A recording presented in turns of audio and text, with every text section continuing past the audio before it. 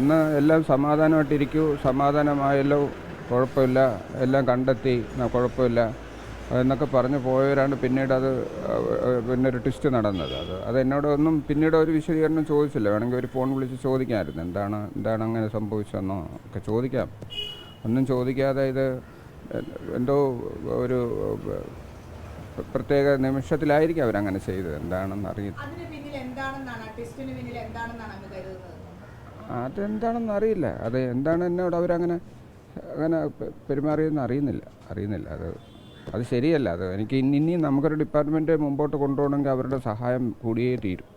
അവരെന്നോടൊപ്പം നിന്നെങ്കിലേ പറ്റുള്ളൂ. ഞാനൊരു വെറും ജോലിക്കാരൻ മാത്രമാണ്. അപ്പോൾ എനിക്ക് അവരെ സപ്പോർട്ടും സാധനങ്ങളും ഉപകരണങ്ങളും എല്ലാം തരേണ്ടുന്നത് അവരാണ്. എല്ലാ സംവിധാനങ്ങളും ഒരുക്കി തരേണ്ടുന്നത് അവരാണ്.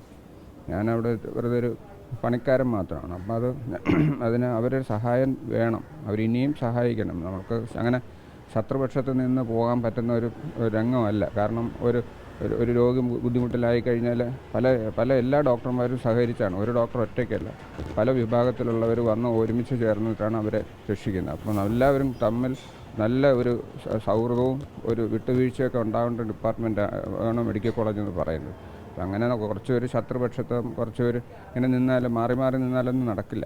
എന്ത് അസ്വാഭാവികമായിട്ടോ അല്ലെങ്കിൽ എന്തെങ്കിലും അവർക്ക് പരിചയമില്ലാത്ത ഒരു കാര്യമോ അല്ലെങ്കിൽ ഒരു പരിചയമില്ലാത്ത ഉപകരണം പോലും അവർക്കറിയില്ല. അപ്പോൾ ഇങ്ങനെയൊക്കെയുള്ള സന്ദർഭങ്ങളിൽ എന്നെ വിളിക്കാമല്ലോ. ഞാൻ അവിടെ ഉണ്ട്. ഞാൻ അന്ന് ആ മെഡിക്കൽ കോളേജിലുള്ള സമയത്താണ് അവരത് ചെയ്യുന്നത്. ഞാൻ അന്ന് ശനിയാഴ്ചയാണെന്ന് തോന്നുന്നു ഈ സംഭവം നടക്കുന്നത്. എന്നാൽ ഞാനവിടെ ഉള്ള സമയത്തൊക്കെയാണെന്ന് തോന്നുന്നു ഈ പരിപാടി നടക്കുന്നത്. എന്നെ ഒന്ന് ഫോണിൽ വിളിച്ച് ചോദിക്കുക, എന്താണ് ഡോക്ടറെ, എന്താണ് ഒരു വിശദീകരണം പറയണമെന്ന് പറഞ്ഞു കഴിഞ്ഞാൽ ഞാൻ അവിടെ പോയി പറയുമല്ലോ എന്താണെന്നുള്ളത്. ഞാൻ അവൈലബിൾ ആണ്, സ്ഥലത്ത് അവൈലബിൾ ആണ്. പക്ഷേ എന്നിട്ടും എന്നോട് ഒരു വാക്ക് അവർ ചോദിച്ചിട്ടില്ല,